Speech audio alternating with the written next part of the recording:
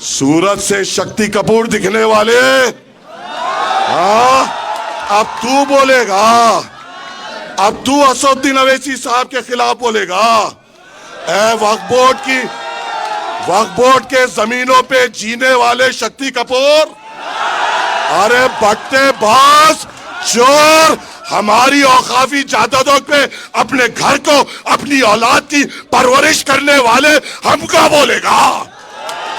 तेरी हैसियत, तेरी औकात मेरे सदर के जूती बराबर नहीं है, तो हमें बोलेगा। मैं यहां पर ठहर कर ये कह सकता हूं, मेरा सदर मर्द मुजाहिद है, मेरा सदर अपनी कौम पे मरना जानता है, मेरा सदर आपके ऊपर निछावर करना जानता है। तो क्या तू अपने स्टेज पे ठहरते हुए कह सकता है कि तेरा सदर मुसलमानों पे मर सकता है? सूरत वाले, शफीउर रहमान तुम्हारा एमएलए होगा या शक्ति कपूर तुम्हारा एमएलए होगा? कौन होगा? ये तो मत लगने मत दो कि औकला का एमएलए शक्ति कपूर है, बदनाम हो जाओगे। रहीम सैनशीं पे तशरीफ फरमा इज़्ज़त माब आली जनाब इम्तियाज जलील साहब, सदर कुल मजलिस इत्तेहादुल मुस्लिमीन रियासत महाराष्ट्र, मेरी बहन नूरीन फातिमा साहिबा, महमूद भाई साहब, दिल्ली रियासत के सदर शोएब जामाई साहब, मोहम्मद आरिफ सैफी साहब, रफत खान साहब, मोहसिन खान साहब, जाहिद उमर साहब, हैदर अली साहब, मोहम्मद रफ़ी साहब, सफूरा मैडम, अरशफ़ी साहब, तनवीर अहमद साहब, इसरार साहब, दीगर क़ायदीन मजलिस इत्तेहादुल मुस्लिमीन, यहाँ पे बैठे हुए मेरे कौम के बुज़ुर्गों, मेरे नौजवान साथियों, बसे पर्दा बैठ कर सुनने वाली मेरी इज़्ज़तदार माँ और बहनों, अस्सलामु अलैकुम व रहमतुल्लाहि व बरकातुहू। आज का जलसा एक इंतखाबी चुनावी जलसा है और चुनाव में हर एक सियासी जमात या पॉलिटिकल पार्टी को यह हक़ होता है कि वो आवाम के दरमियान में आए, अपनी बात रखे, ताकि आपकी जो ताकत, आपका वोट है वो हासिल कर सके। हर एक सियासी जमात अपनी अपनी बात लेकर आपके दरमियान में आती है। हर एक सियासी जमात जब भी ऐसा स्टेज सजाती है तो हथेली में जन्नत बताती है, हमारे क़दमों में तारे तोड़ने की बात करती है। हर एक सियासी जमात, चाहे वो आम आदमी पार्टी हो, कांग्रेस हो या वो भाजपा हो, हमें ऐसा जताती है कि अगर वो जीत जाएंगे तो हमारी ज़िंदगी में तब्दीली आ जाएगी। ये हमेशा हर चुनाव में हमारे सामने ऐसा पेश करती है कि अगर ये जीत जाएंगे तो हमारे तमाम बेरोज़गार नौजवानों को रोज़गार लग जाएगा।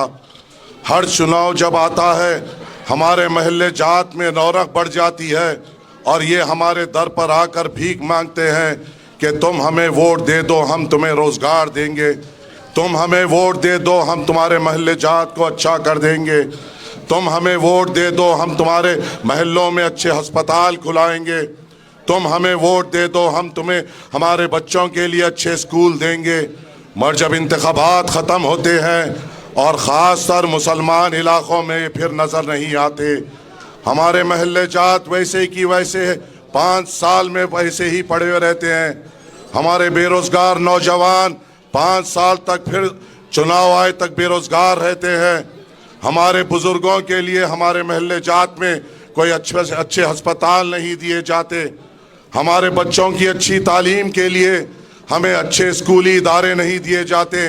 मगर फिर जब 5 साल के बाद चुनाव आता है, वही भीख मांगते हुए, वही हाथ में भीख का कटोरा लेते हुए हमारे दरों पर आते हैं कि आप हमें वोट दे दीजिए।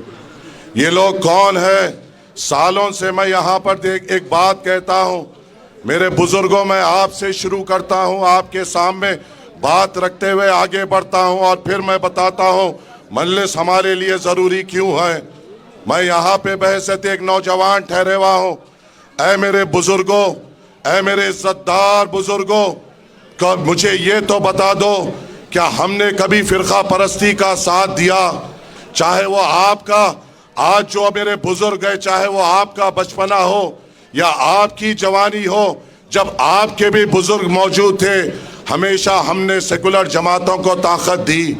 हमने, क्या ये बात अगर मैं बोल रहा हूं तो गलत है क्या वो हमारी ही वोट की भीख थी, वो मुसलमानों के ही वोट की भीख थी कि जवाहरलाल नेहरू प्रधानमंत्री बने? क्या ये बात गलत नहीं है मेरे बुजुर्गों कि वो मुसलमानों के वोट की ही भीख थी कि उनकी बेटी इंदिरा गांधी इस मुल्क की प्रधानमंत्री बनी? क्या ये मेरे बुजुर्गों, क्या ये बात सही नहीं है कि वो मुसलमानों के वोट की ही भीख थी कि उनका बेटा राजीव गांधी प्रधानमंत्री बना? क्या या मैं गया ठहर कर गलत बोल रहा हूं कि वो मुसलमानों के वोट की ही भीख थी कि पीवी नरसिम्हा राव हो, एच.डी. देवगौड़ा हो, आई.के. गुजराल हो या मनमोहन सिंह हो, सबको प्रधानमंत्री बनाने में मुसलमानों में आगे बढ़ चढ़कर इनको ताउन किया और इनको प्रधानमंत्री की कुर्सी पे बना बिठाया। मुसलमानों ने अपने वोटों की भीख से कई मुख्यमंत्री बनाए। आज का भी जो मुख्यमंत्री बने बैठे हुआ है वो मुसलमानों की भीख की देन है कि वो आज दिल्ली रियासत का मुख्यमंत्री बने हुआ है। क्या मैं गलत कह रहा हूं? तो मेरा सवाल मेरे बुजुर्गों आपसे यह है कि आपकी वोटों के भीख से जवाहरलाल नेहरू से लेकर अब तक तमाम सेकुलर जमातों के प्रधानमंत्री बने। आपके वोटों की भीख से कई सेकुलर नानिहाद सेकुलर जमातों के मुख्यमंत्री बने। उनकी जिंदगी तब्दील हो गई, उनके बच्चों का मुस्तकबिल बदल गया। हमारे महल्ले जात क्यों नहीं बदले? हमारे महल्ले जात वहीं के वहीं क्यों रहे?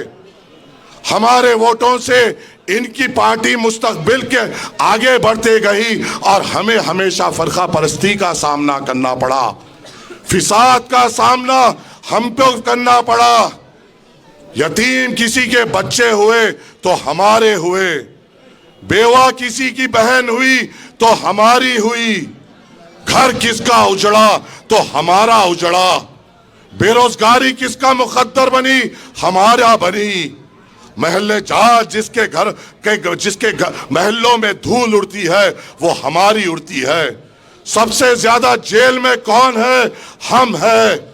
सबसे ज्यादा जिसकी इबादत गांव पे हमला होता है कौन है? वो हम है। वो सबसे ज्यादा कौन है जिसके दाढ़ी को पकड़ के मारा जाता है? वो हम है। वो सबसे ज्यादा कौन है जिसकी टोपी को हाथ से मारकर गिराकर उसको लहूलुहान किया जाता है? वो हम है। हर तरफ जुल्म हम पर होता है और जब वोट मांगने आते हैं ये सेकुलर जमातें हमें बीजेपी का खौफ बताते हुए ये कहते हैं कि तुम फिक्र मत करो, बीजेपी का मुकाबला हम करेंगे, तुम्हारी हिफाजत हम करेंगे। क्या इन्होंने कभी हमारी हिफाजत की? ये सवाल आपके सामने रखता हूं। मैं सिर्फ यहां पर आपके सामने हकीकत रखने आया हूं। ना मेरे तल्फाज पे थाली मारने की जरूरत है, ना मेरे अल्फाज पे कोई नारे देने की जरूरत है। अपने दिलों में टटोल लो कि आजादी से लेकर अब तक हमने किसको जिताया और जो जीते और जिसने उनको वोट दिया क्या उसने हमेशा हार का सामना नहीं करना पड़ा?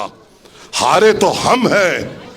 बेरोजगारी हमारा मुकद्दर है। अच्छे स्कूल हमारे महल्ले जात में नहीं है। अच्छे अस्पताल हमारे बुजुर्गों के लिए हमारे महल्ले जात में नहीं है। और जब इंतखाबात आता है ये नानिहाद सेकुलर जमातें ये जानते हैं।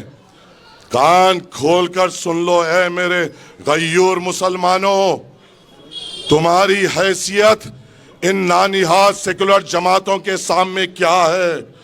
इनकी ये जानते हैं कि तुम्हें रोजगार ना दो चलेगा, तुम्हें तुम्हारे महल्ले जात में तरक्की ना दो चलेगा, तुम्हारे इलाकों में मदर अस्पतालों की जरूरत नहीं है, तुम्हारे बुजुर्ग अगर तड़प तड़प कर गरीब मरता है तो मरने दो, अगर हमारे बच्चों को अच्छे स्कूल नहीं मिलते, नहीं तो सही बस ये जानते हैं मुसलमान को स्कूल ना दो चलेगा, रोजगार ना दो चलेगा, इनकी इबादत गाहें टूटती है तो चलेगा, इनके मदरसों पे ताले लगते हैं तो चलेगा। जब भी चुनाव आए इनको सिर्फ बीजेपी के नाम से डराओ, ये बीजेपी को हराने की चक्कर में हमें जिताएंगे, ये तुम्हारी हैसियत इन सेकुलर जमातों के सामने है, क्योंकि तुम इनके सामने उनका डर बता रहे हो। ऐ मेरी इज्जतदार माओ, मैं देख रहा हूं आप एक कसीर तादाद में यहां पे मौजूद है। ऐ मेरे बुजुर्गों, मैं देख रहा हूं आप यहां पर एक कसीर तादाद में मौजूद है। मैं जहां से आया हूं, मेरी तालीम यह है, दुनिया में जब तक रहो, सांस जब तक लियो, अगर डरो तो सिर्फ अल्लाह से डरो। ये कौन आ गए हैं? ये कौन आ गए हैं?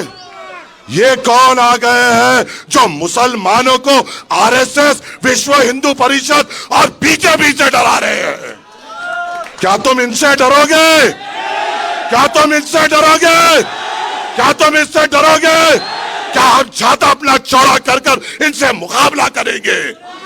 इंशाअल्लाह ताला अगर हम एक हो जाए, कलमे की बुनियाद पर एक हो जाए और अपने दिल में अल्लाह का खौफ ले ले, तो ऐसे फिरौन और नमरूदों को तबाह और तराश करेंगे इंशाअल्लाह ताला। ये हमारी तारीख है, ये हमारी तारीख है। और जब हम आकर आपसे बात करते हैं तो हम पर इल्जामात लगते हैं, हम पर तोहमतें लगते हैं। ऐ मेरे नौजवानों, मैं देखता हूं मेरे सदर को अल्लाह ताला ने मुझे मौका दिया है उनके साथ कई सफरों में जाने का। बिहार में हमने फिरे हैं। ऐ हमें इल्जाम लगाने वालों, मैंने देखा है मेरे सदर को बुखार में तपते हुए अवाम को मुखातिब करते हुए। ऐ इल्जाम लगाने वालों, मैंने देखा है मेरे सदर को हजारों किलोमीटर का सफर करते हुए ताकि अवाम के सामने जाकर अपनी बात कर सके। मैंने देखा है अपने सदर को अपने घर में अपनी बड़ी बेटी की शादी छोड़कर तुम्हारे लिए, शरीयत के लिए लड़ते हुए पार्लियामेंट में। मैंने देखा है अपने सदर को आपके लिए हर तौर पे आवाज उठाते हुए। मैंने देखा है मेरे सदर को अखलाक के, जिसके घर में उनकी उसकी बीवी को ये बेवा कर दिया गया, उनके बच्चों को यतीम कर दिया गया, उनके आंसू पोंछते हुए। मैंने देखा है मेरे सदर को नजीब के लिए आवाज उठाते हुए।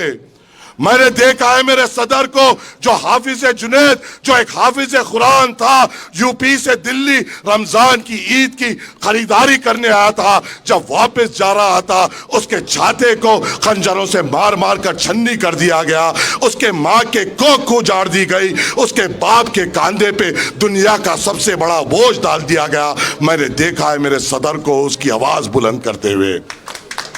और ये सूरत से शक्ति कपूर दिखने वाले, हाँ अब तू बोलेगा, अब तू असदुद्दीन अवैसी साहब के खिलाफ बोलेगा।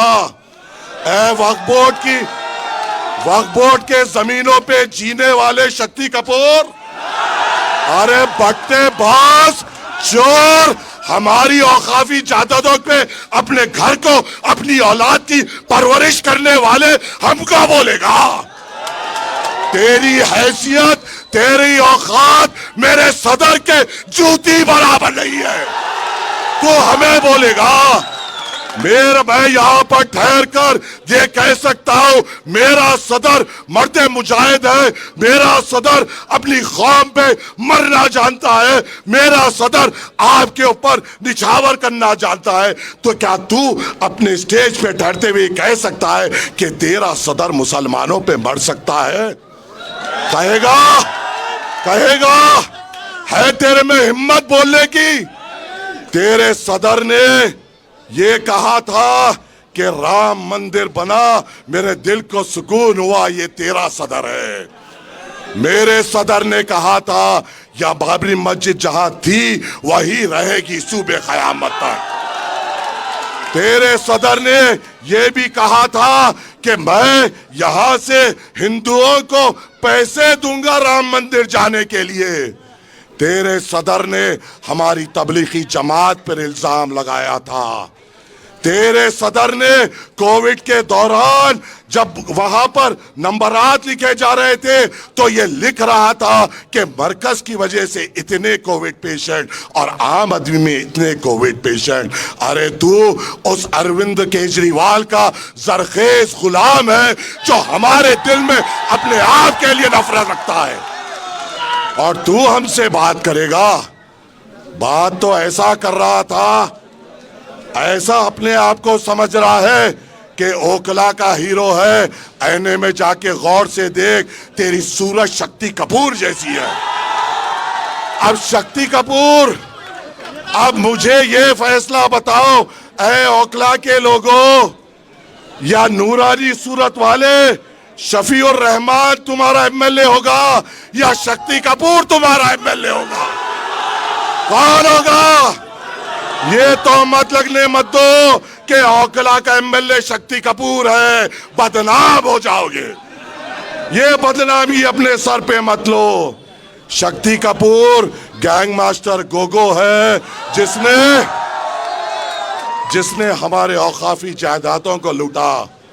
ऐ शक्ति कपूर, अगले बार तू जब खिताब करेगा तो ये जरूर करना, अपने अल्फाज कुछ भी निकलने से पहले, ऐ शक्ति कपूर, तू पहले अपनी बैंक की किताब दे, फिर वक्फ बोर्ड का हिसाब दे, फिर हमसे बात कर। तेरी बैंक का किताब अवाम के सामने रख, तेरे अफराज खानदान के बैंक की किताब अवाम के सामने रख। औकाफी जमीन जो तूने बेचे, औकाफी जमीन वो होते हैं जो मुसलमान अल्लाह की राह में देता है, अल्लाह के तरफ अपनी जायदाद पेश करता है। जो अल्लाह की जायदाद को लूट लिया वो आपका एमएलए कैसा होगा? कैसा होगा? क्या यह होने देंगे? क्या यह होने देंगे? क्या यह तुम होने दोगे? याद रखो, हैदराबाद हिंदुस्तान का एक एक मुसलमान ओखला के तरफ देखेगा कि तुमसे यहां से कौन जीतेगा, या एक वो जीतेगा जिसने कौम के लिए जेल की सोबतें बर्दाश्त की, या वो जीतेगा जिसने अल्लाह की जायदादें लूटी। ये आपके तरफ नजर है, ये आपके तरफ नजर है। हम पर इल्जाम, हम पर तोहमत। अरे यहां पे मेरी बहन बैठी हुई है, क्या तुम्हें मेरी बहन के आंसू दिखाई नहीं देते? क्या मेरी बहन के बच्चों के तड़प तुम्हें दिखाई नहीं देती? 5 साल से जेल की सोबत बर्दाश्त कर रहा है मेरा मर्द मुजाहिद। 5 साल से अपने हाथों से अपने बच्चों को ठीक तरीके से गले नहीं लगा पाया। 5 साल से अपने शरीके हयात के साथ बैठकर अच्छी बात नहीं कर पाया। 5 साल से उन जेलों में, उन चार दीवारियों में बैठा है। किसके लिए? आपके लिए ही तो ना। क्या वो वक्फ बोर्ड के लिए अंदर गए थे? वो तो उसके लिए अंदर गए थे जब हमारे मुल्क में हमारी शिनाख्त को मिटाने की कोशिश की गई। आपकी शिनाख्त बचाने के लिए जिस शख्स ने कुर्बानी दी उसकी बीवी यहाँ पर बैठी हुई है। क्या तुम्हें उनके आँख के आंसू दिखाई नहीं देते? क्या उनके बच्चों के दिल की तड़प दिखाई नहीं देती? और ये कहता है कि मुझे वोट दो। अरे तू 2 महीने में चोरी के इल्जाम में अंदर बाहर अंदर बाहर अंदर बाहर अंदर बाहर होने वाले डाकू, तू बोलेगा अगर शफीकुर रहमान जेल से बाहर रहते, खुदा की कसम तेरी जमानत नहीं बच पाती इंशाअल्लाह ताला। मुझे यकीन है। ऐ ओखला के मुसलमानों, याद रखो इस मुल्क के हालात नाजुक है। दिल्ली में कई सीटें हैं, हम हर सीट पे मुकाबला नहीं कर रहे हैं, हम सिर्फ 2 सीट पे मुकाबला कर रहे हैं। मकसद क्या है? क्या हम 2 सीट से हुकूमत बना पाएंगे? क्या हम 2 सीट जीत जाएंगे तो क्या हमारा मिनिस्टर होगा? मकसद ये है कि दो तो हो जो हमारी बात कर सके। मकसद ये है कोई तो हो जहां पे उठकर उस ऐवान असेंबली में मुसलमान लफ्ज इस्तेमाल कर सके। कोई तो हो जो ये कह सके कि मेरे मुसलमान नौजवानों का रोजगार के लिए क्या।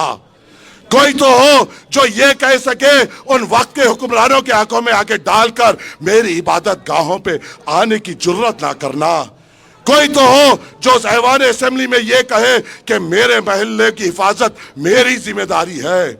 कोई तो हो जो ये कहे कि मेरे महल्ले जात में हमारे बुजुर्गों के लिए अच्छे अस्पताल की जरूरत है। कोई तो हो जो ये कह सके कि हमारी खवातीनों के लिए अच्छे स्कूलों की जरूरत है। कौन है जो ये बोल सकता है? सब तो जरखेज गुलाम है। कहने वाला शक्ति कपूर ये भी कह रहा था, कहने वाला शक्ति कपूर ये भी कह रहा था कि क्या हुआ मुख्तार अंसारी साहब का नाम लेते हुए, शहाबुद्दीन साहब का नाम लेते हुए, ऐ कमजोर, ऐ बुज़दिल, ऐ अरविंद केजरीवाल के दर के गुलाम, कहाँ थी तेरी हिम्मत जब शहाबुद्दीन साहब की मैयत एम्स में पड़ी हुई थी? क्या तू गया था या आका के इशारे के लिए रुके हुआ था? जब लाश यहाँ आती तुझे जाने की हिम्मत नहीं हुई और ये कहता है ये लोग मर गए मैं जिंदा हूं, तू उनके मुकाबले का है। अरे वो मिसाल कायम किए, तूने भी मिसाल कायम की लूटने की, तूने भी मिसाल कायम की अपने तिजोरियां भरने की। कहता है मैं एक आवाज हूं। कहाँ थी तेरी आवाज जब अरविंद केजरीवाल ये कह रहा था कि मुसलमानों के तरफ से क्यों कोविड फैल रहा है?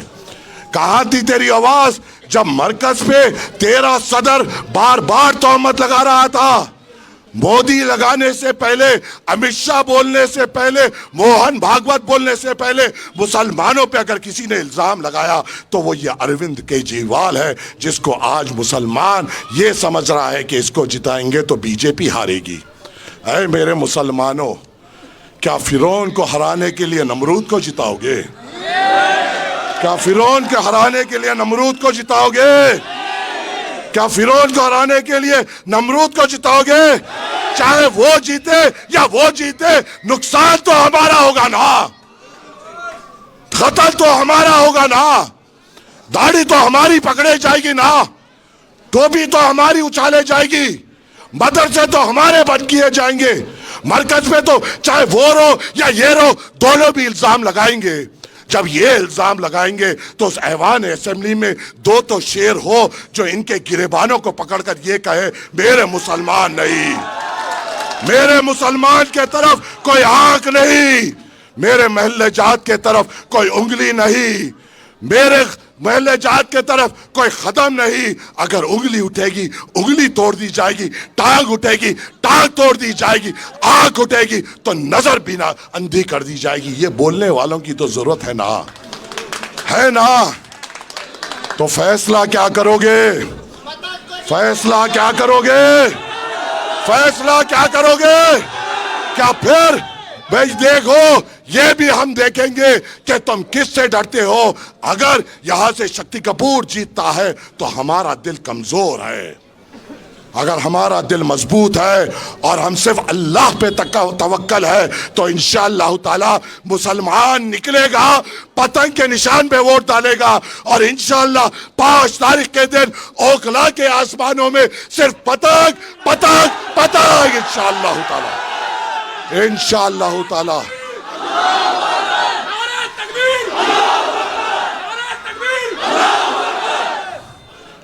असदुद्दीन अवैसी साहब का पैगाम लेकर आया हूं, असदुद्दीन अवैसी साहब का झंडा लेकर आया हूं, असदुद्दीन अवैसी साहब का चेहरा लेकर आया हूं, उस आदमी की आवाज बुलंद करने की दरख्वास्त करने आया हूं जिसने उस ऐवान पार्लियामेंट में ठहर कर CA NRC का बिल फाड़ा था।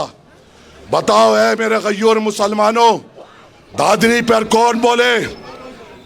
आप मुझे बताइए, हर तरफ जहां भी फसादात होते हैं या कोई भी किस्म के हम पर जुल्म होते हैं, कौन बोलते हैं? सिवाय मजलिस इत्तेहादुल मुस्लिमीन के कौन बोलता है मेरे भाई?